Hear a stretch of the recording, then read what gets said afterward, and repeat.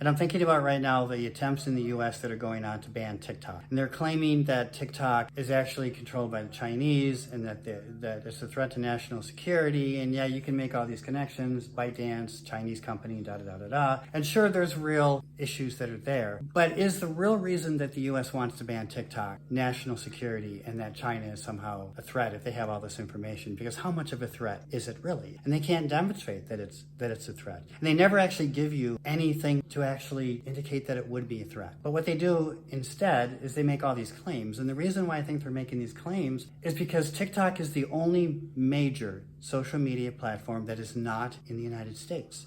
And so the US has no say and can have no control over what TikTok does. Now, one can say, well, the government technically doesn't have control over Facebook or Twitter before, like think of the days of Twitter, before Elon Musk. But the reality is that these social media platforms in the US often did what the US government wanted them to do in terms of suppressing things that went against the mainstream US propaganda narrative. So you saw suppression of the Hunter Biden laptop scandal. You saw suppression of anybody who challenged the COVID narrative, even if the people who were challenging the COVID narratives were the best experts in the field of viruses. You saw social media platforms oppressing anything that contradicted the US's narrative on the Russia-Ukraine war, even to the point where YouTube banned RT, which is the Russian news network. And so that's what's happening with a lot of these American platforms, is they're doing content moderation and they're oppressing anything that doesn't conform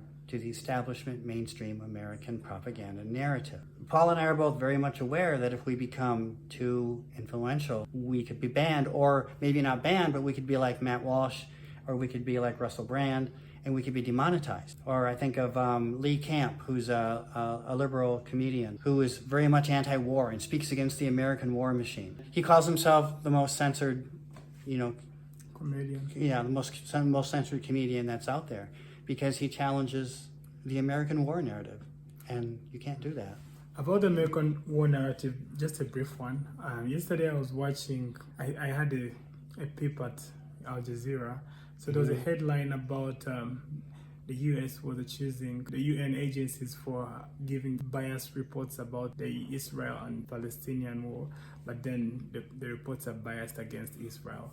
Are they biased because they are biased, or they are biased because they are objective, but then the objective reality does not match the narrative that America wants us to know? The US is claiming that the UN report is biased against Israel. Yeah. Okay. So my question is this report biased because it's biased objectively, or is biased because of its objectivity or objective reality that is, countering the narrative that the US wants us to have? The US calls it biased because it doesn't conform to their narrative. Yeah. And I can give you another example with the Ukraine-Russian war.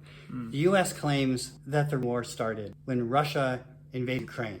And in actuality, that's not true. There was a revolution that occurred in around 2013 to 2014 in which there was a US-backed coup. The legitimately elected government of Ukraine was overthrown. After that revolution occurred, people in eastern Ukraine who were ethnically Russian rightly rejected the government that was in Ukraine because it came through a revolution. It wasn't the legitimately elected government. It was imposed on them. The Ukrainian government then called them separatists, which started a civil war and which actually started a genocide in eastern Ukraine. And there was even this, what's called the trade union massacre that no one in the US has ever heard about, but this actually occurred, where dozens of people were burned alive in a trade union building. You never hear about this in the US because it doesn't fit the narrative. So this war, the civil war, was going on for years before Russia actually invaded Ukraine. And what they also don't tell you is that the people in the East, who were mostly ethnically Russian,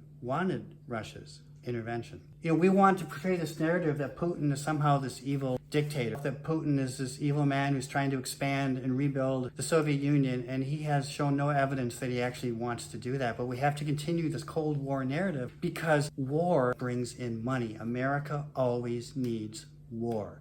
There's a meme I saw.